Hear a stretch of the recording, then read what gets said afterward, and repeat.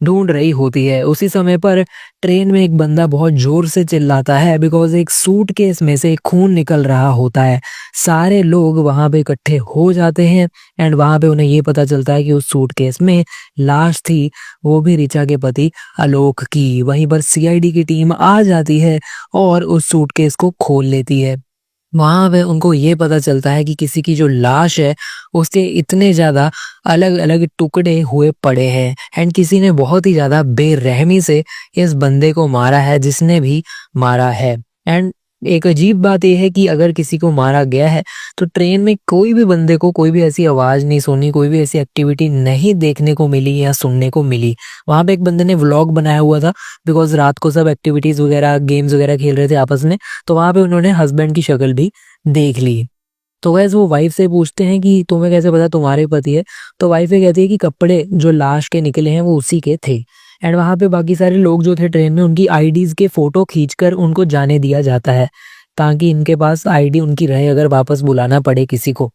बाद में ये पता चलता है कि ये जो सूटकेस था जिसमें से लाश निकली है ये एक्चुअल में इसकी वाइफ का सूटकेस था ही नहीं। वाइफ ये बताती है कि हम जो सूटकेस घर से लेकर आए थे, लेकर तो ओरिजिनल वाला ही आए थे जो उसका था, लेकिन यहाँ पर ये जो सूटकेस है जिसमें से लाश मिली है ये इसका सूटकेस नहीं है, मे बी किसी ने रिप्लेस कर दिया।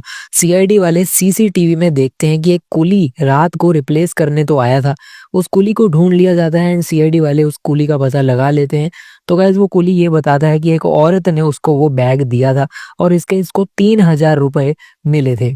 जो लड़की ने उसको ये बैग दिया था, जिस औरत ने इसको ये बैग दिया था, उसका मुंह ढका हुआ था, इस करके वो उसकी छवि नहीं बता सकता उसका मुंह किस तरह का था या फिर शक्ल कैसी थी, वो बिल्कुल भी नहीं पहचान सकता इस चीज के बारे में। यानी कि कोई ना कोई ऐसी औरत थी जो कि मुंह ढककर ये बैग देकर गई और ये लाश को ट्रेन में उसने डलवाया। दूसरी ओर हमें डॉक्टर सालुंखे की सीन देखने को मिलती है। तो गाइस वो जो लाश है पति की उसको भेज दिया जाता है डॉक्टर सालुंखे के पास। डॉक्टर सालुंखे कुछ शॉकिंग रेवलेशंस करते हैं उसके बारे में। डॉक्टर सालुंखे ये रिवील करते हैं कि ये जो लाश है उसको इलेक्ट्रिक आरी के साथ काटा गया है एंड ट्रेन को में काटा ही नहीं गया। ये लाश अभी नई नई नहीं है, यानी कि 3 दिन पुरानी लाश है। तो गैस अब यहाँ पर ये नई चीज सीआईडी वालों को पता चल जाती है कि ये जो लाश है आलोक की तो नहीं होगी बिकॉज ये तो 3 दिन पुरानी लाश है। एंड यहाँ पर इसी चीज को इन्वेस्टिगेट करने के लिए वो ट्रेन में फिर से जाते हैं। वहां पे जाके अभिजीत दया इन्वेस्टिगेशन कर रहे होते हैं। अभिजीत ये कहता है कि इस बर्थ पे कौन थी और वहीं पे पूर्वी आ जाती है। वो बताती है कि ज्योति नाम की औरत थी इस बर्थ पे एंड वो जो औरत थी अब वो मिसिंग है, यानी कि वो गायब हो रखी है। एंड सीआईडी की टीम ने इसको देखा था जब आईडी की फोटो भी ली थी और ये औरत बहुत ज्यादा खांस रही थी, मुंह भी ढका हुआ था। बाद में आईडी के एड्रेस देखकर वो वहां पे पहुंच जाते हैं। वहां पे कोई ज्योति तो और ही थी, यानी कि कोई और ही शक्ल वाली ज्योति थी। वो देखते हैं कि शक्ल तो मैच हो नहीं रही, जिसकी आईडी थी वो तो ये औरत है नहीं। यहाँ पर जो ट्रेन में थी वो कोई और इसकी आईडी लेकर बैठा था, ज्योति बनकर बैठा हुआ था। यहाँ पर सीआईडी की टीम इसको इन्वेस्टिगेट करती है और कोशिश करती है कि लड़की की फोटो को लड़के की फोटो में बदला जाए एआई की मदद से एंड वहां पर शक्ल निकल आती है लड़के की। अब गाइस सीआईडी को लगता है कि ये आलोक है, यानी कि ये हस्बैंड है जो कि उसके साथ बैठा हुआ था, जो कि सीआईडी वाले समझ रहे थे जिसकी लाश है। अब यहाँ पर सीआईडी को पता चल जाता है कि कुछ ना कुछ तो गड़बड़ जरूर है यहाँ पर, बिकॉज वो औरत बन के क्यों बैठा था और क्यों वैसे गया। तो वो वहां पे जाते हैं ज्योति के घर एंड उन्हें ज्योति मिलती ही नहीं, यानी कि जो वाइफ थी वो गायब हो जाती है।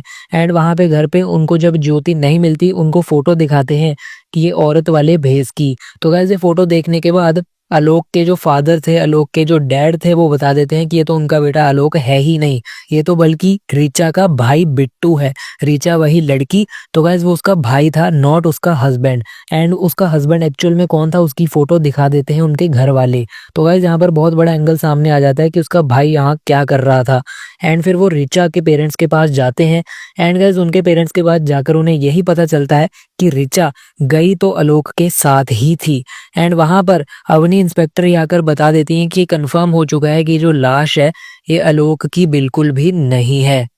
तो गाइस यहाँ पर ये भी पता चल जाता है कि ये जो लाश है वो कोई औरत लेकर आई थी मुर्दागढ़ से और जिसका चेहरा ढका हुआ था, यानी कि वही वाली औरत जिसका चेहरा ढका हुआ था। अब गाइस एक ऑटो वाले के पास सीआईडी की टीम पहुंच जाती है पूछताछ करने, बिकॉज इसी ऑटो में आलोक और ऋचा हस्बैंड और वाइफ दोनों चढ़े हुए थे। ऑटो वाला काफी चीजें रिवील कर देता है। ऑटो वाला कहता है उसने भी नोटिस किया था कि एक मेडिकल स्टोर पे रुके थे रिचा और आलोक। आलोक काफ़ी खांसी कर रहा था, खांसते-खांसते मेडिकल स्टोर के अंदर गया और बहुत अजीब चीज़ थी कि गया जो अंदर वो अलग आदमी था और जो बाहर आया वो अलग आदमी था। यानी कि अंदर जो गया और जो बाहर आया वो 2 अलग-अलग लोग थे। तो गाइज़ ये चीज़ सुनकर सीआईडी काफ़ी ज़्यादा शॉक हो जाती है एंड जो ऑटो वाला है वो ये भी बताता है कि उसकी आवाज़ भी अलग थी, इस करके उसने ये चीज़ नोटिस कर ली। हुलिया सेम सा बनाकर आया था, लेकिन जो मेडिकल स्टोर गया था एंड फिर जो ऑटो में आकर वापस बैठा, 2 अलग-अलग बंदे थे। यानी कि यहाँ पर बंदों की अदला-बदली हो गई। ऑटो में पहले तो हस्बैंड वाइफ बैठे थे, लेकिन बाद में वो जो वाइफ थी उसका भाई बिट्टू वो दोनों बैठे रह गए। फिर ये जो मेडिकल स्टोर है वहाँ पे सीआईडी की टीम पहुँच जाती है। पहले तो मेडिकल स्टोर वाला बंदा ज़्यादा कुछ बता नहीं रहा होता, लेकिन फिर इसको बहुत ज़्यादा पीटा जाता है एंड उसके बाद ये अपना मुँह बहुत अच्छे तरीके से खोल देता है। तो गाइस ये बताता है कि बिट्टू जो है वो इसका दोस्त था। बिट्टू वही जो कि उस लड़की का भाई था। उसने इसको 3 लाख ऑफर करे कि ये आलोक को मार दे, यानी कि वो लड़की का जो हस्बैंड है आलोक उसको मार दे। अब इस मेडिकल स्टोर वाले को ये मर्डर करने का 3 लाख मिलने वाला था। इसके ऊपर काफ़ी ज़्यादा कर्जा भी है, तो इसने सोचा इससे इसका कर्जा मिट जाएगा। लेकिन एक्चुअल में इसने आलोक को नहीं मारा। ये मारता उससे पहले ही एक अलग ही चीज़ हो गई। आलोक को किसी न किसी तरीके से, यानी कि जो हस्बैंड है उसको पता चल गया कि उसकी वाइफ और उसका जीजा उसको ही मारने की कोशिश कर रहे हैं। इस करके वो जो जीजा है वो भी इस मेडिकल स्टोर वाले के पास आ जाता है एंड गाइस जीजा इसको एक काउंटर ऑफर देता है और जीजा पुराने वाले प्लान को फेल कर देता है।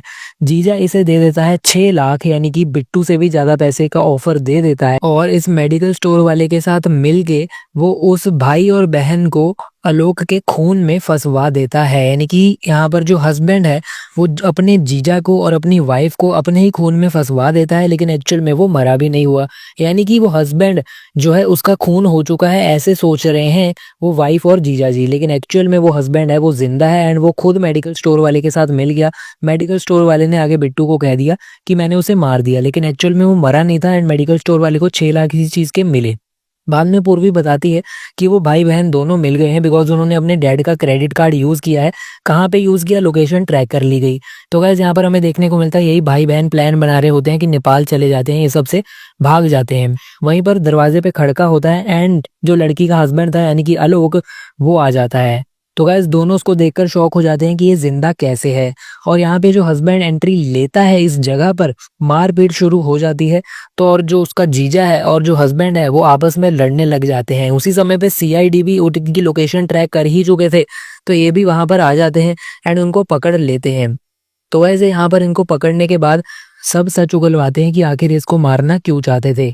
तो गाइस जो रिचा थी वो ये बताती है कि एक्चुअल में हुआ ये कि रिचा के भाई ने एक स्कीम में पैसे डालकर डबल करने थे वो पैसे एंड वो पैसे इसके हस्बैंड यानी कि आलोक ने बिट्टू को यानी कि अपने जीजा को दिए थे, लेकिन वो सारे पैसे डूब गए। इसके बाद जो आलोक था जिसने पैसे दिए थे वो ये कहता है कि तुम अपना जो घर है वो मेरे नाम कर दो एंड बाद में बिट्टू ये सोचा अगर वो अपना घर इसके नाम कर देगा तो फिर वो तो सड़क पे आ जाएगा एंड उसकी जो फैमिली है उसके जो पेरेंट्स हैं वो भी सड़क पे आ जाएंगे एंड इस करके ये भाई और बहन दोनों ने प्लान बनाया कि हम आलोक को अब मार देंगे। तो गाइस इस करके देखा जाए तो पहले आलोक की गलती नहीं थी, उसने पैसे उधार दिए थे, लेकिन बिकॉज उसके पैसे डूब गए उसने कहा कि घर मेरे नाम कर दो एंड उस चीज करके ये भाई और बहन इसको मारने पे तुल गए।